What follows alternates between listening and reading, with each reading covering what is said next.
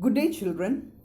Today we are dealing with an excerpt from Landscape of the Soul, Ethics and Spirituality in Chinese Painting, written by Nathalie Troveroy. She is an art historian and the wife of the Belgian ambassador to India. She has been imbibing the cultures of various cities she visits. She is an accomplished translator of catalogues and art book from Dutch to different European languages. In this excerpt, she compares the Chinese view of art with the European, and the best way to understand a difficult concept is through storytelling. For the sake of easier understanding, I have divided the text into different parts. Part 1. A wonderful old tale is told about the painter Wu Daozi, who lived in the 8th century. His last painting was a landscape commissioned by the Tang Emperor Xuanzong to decorate a palace wall. The master had hidden his work behind a screen so only the emperor would see it.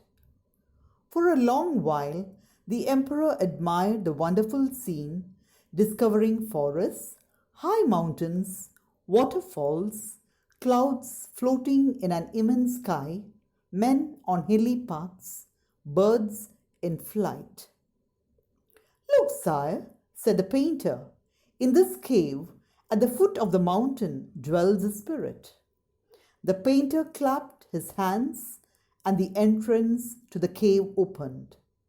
"The inside is splendid, beyond anything words can convey. Please, let me show your majesty the way." The painter entered the cave, but the entrance closed behind him, and before the astonished emperor could move or utter a word, the painting had vanished from the wall. Not a trace of Wu Daozi's brush was left, and the artist was never seen again in this world.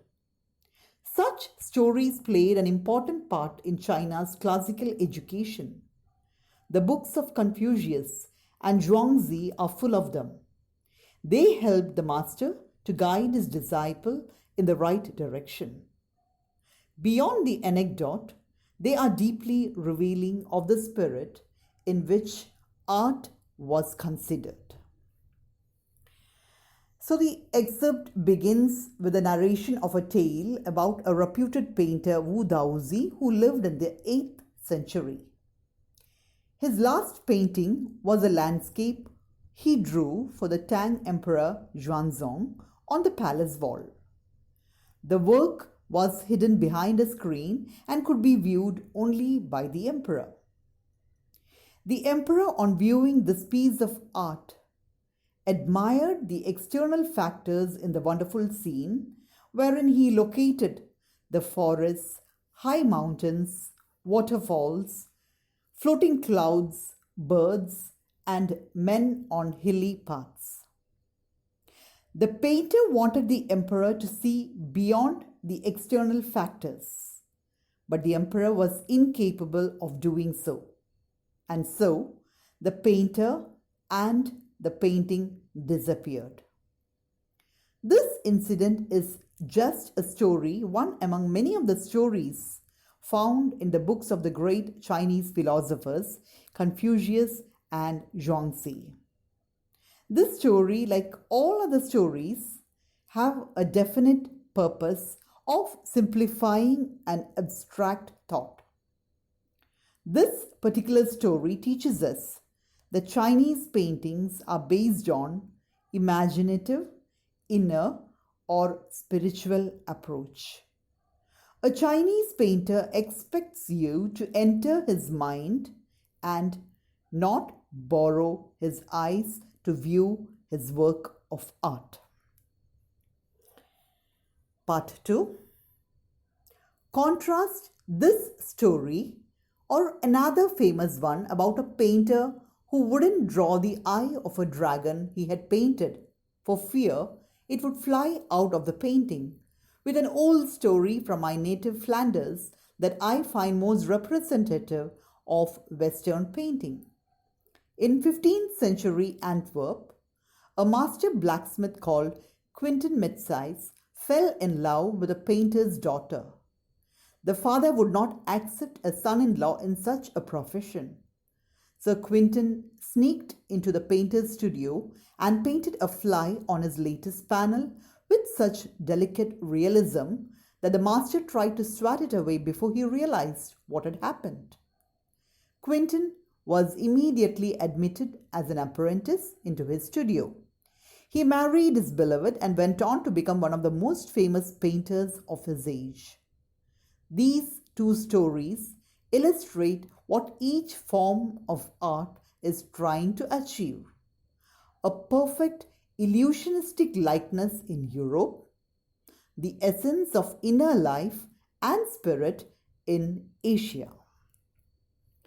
So the writer contrasts the Chinese tale with another tale from her own native place, Flanders in Belgium, to show the difference between Chinese view of art and European view of art. There was a painter who drew a dragon which looked so real, but the artist refused to draw the eye for fear that the dragon would fly out of the canvas. There is another story from Antwerp about Quentin Metsys, who fell in love with a painter's daughter. The painter refused to accept Quentin Metsys as his son-in-law as he was a blacksmith. Sir Quentin crept into the painter's studio and drew a fly on his latest painting. It looked so real that when the painter came, he tried to swat it away. When he realized the truth, he took in Quentin Metsys as his trainee. Quentin married the painter's daughter and went on to become a great painter. So this story teaches us that the purpose of European painting is to reproduce an actual view, a replica of the reality. Continuing with part 3.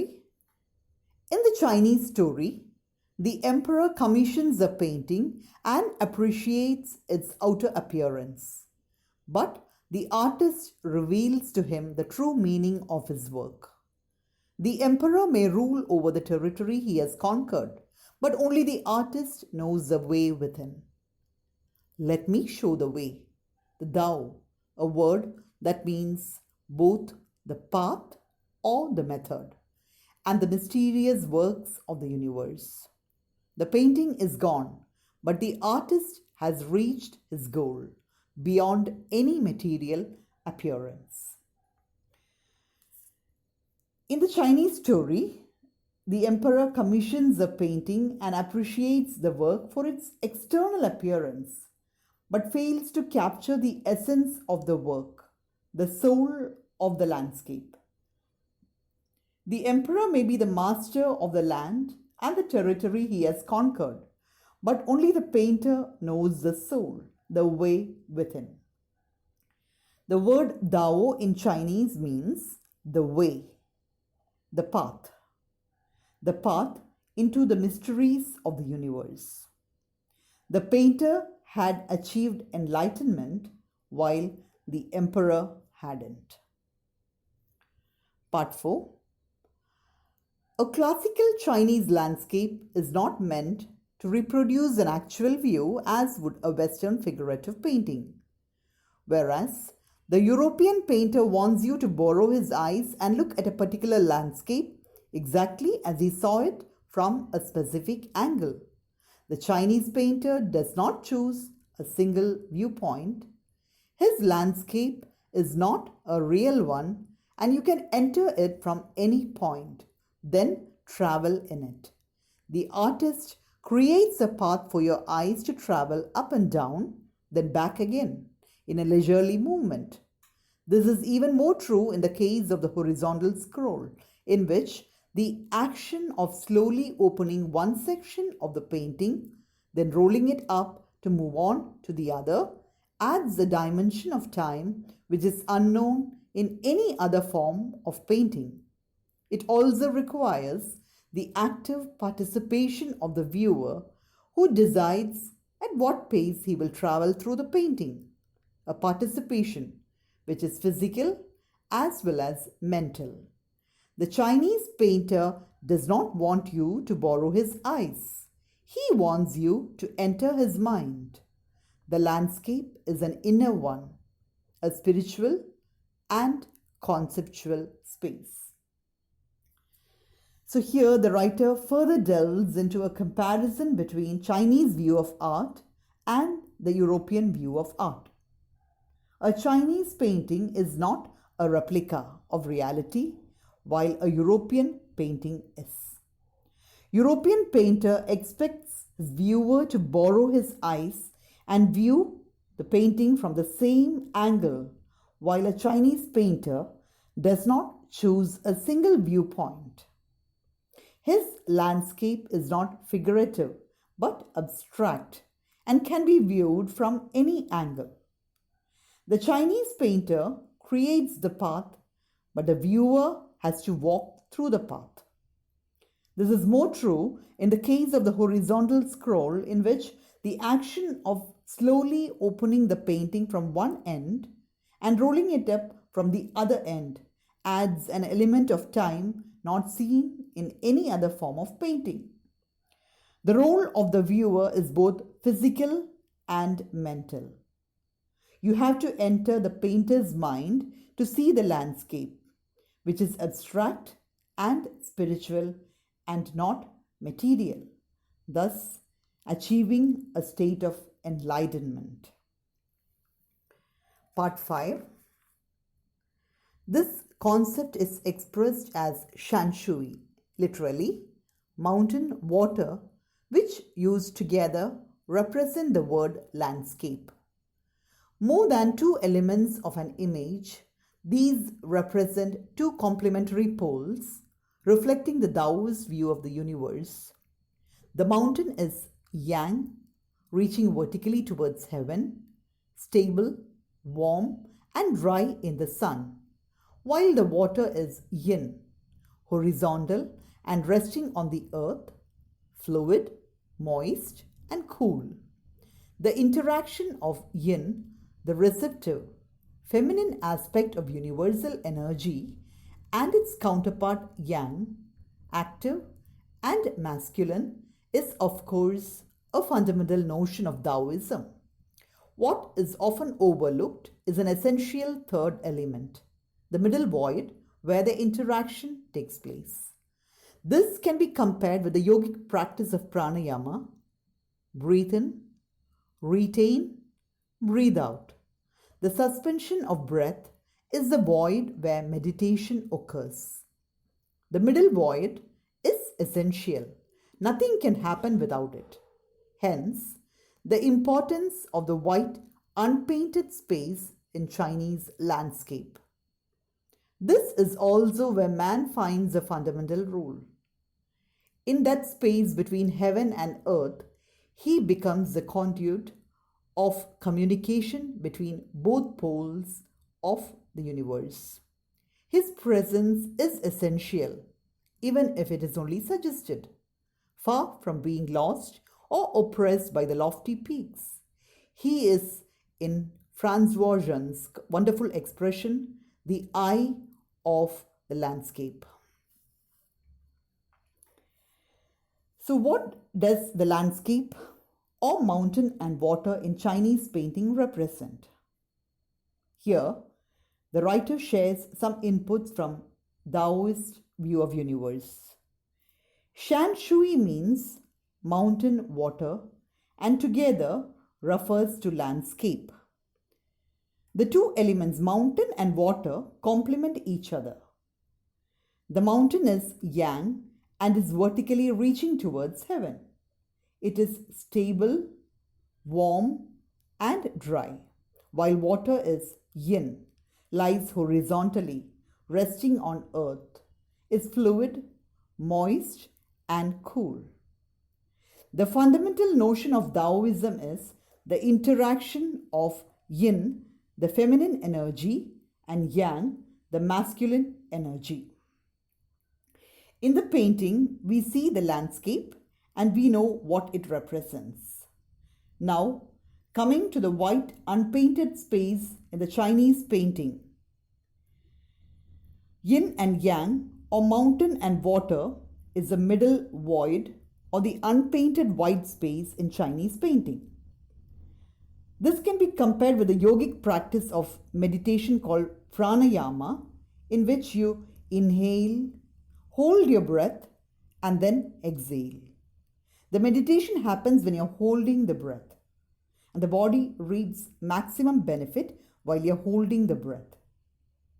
Breathe in is equivalent to birth, breathe out to death, and holding your breath is the life we live. So between heaven and earth is man, who becomes the channel of communication. So the mystery of our existence is unraveled. Francois Cheng underlines the importance of man, saying that man is neither lost nor oppressed by the mighty mountains. He is the eye of the landscape. Now, reverting to the Taoist view of universe, man is a middle void as a result of the interaction between yin and yang. Similarly, the white unpainted space in the landscape of a Chinese painting is the essence of inner life, the way, the path that leads to enlightenment. And it is this essence that the emperor in the first story failed to capture when he came to see the painting. This chapter also deals with an article by Brinda Suri in the Hindustan Times dated 28 August 2005 on the concept of outsider art or art brut propounded by Jean Dubuffet in 1940s and the person who brought this concept to India. So part 6 is about outsider art.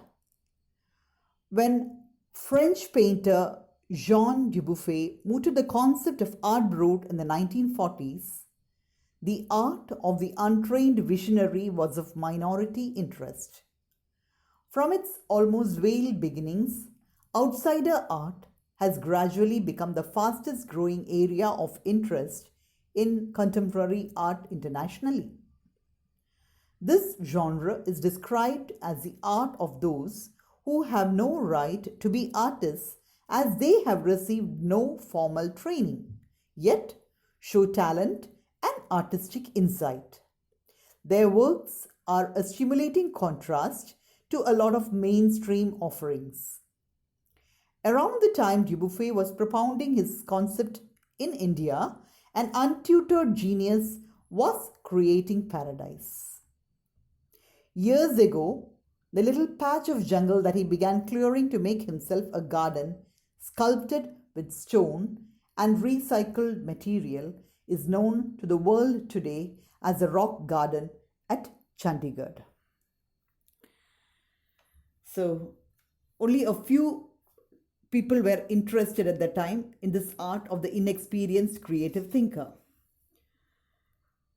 However, now the interest in outsider art is growing internationally. So this type of art is described as the art of those who have received no formal training but are talented and have an artistic insight. Their works are inspiring, unlike many of the conventional ones. At the same time that Dubuffet was putting forward his concept, in India, an unqualified but brilliant artist was creating a masterpiece in the realm of outsider art by changing a little patch of jungle into a rock garden at Chandigarh. It's part 7. Its 80-year-old creator-director Nek Chand is now hailed as India's biggest contributor to outsider art.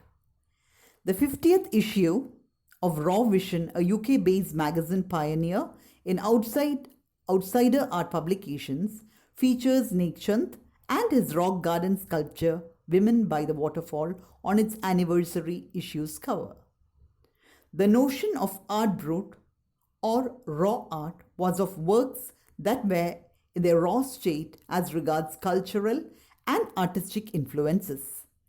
Anything and everything from a tin to a sink to a broken down car could be material for a work of art, something Nekchand has taken to dizzying heights.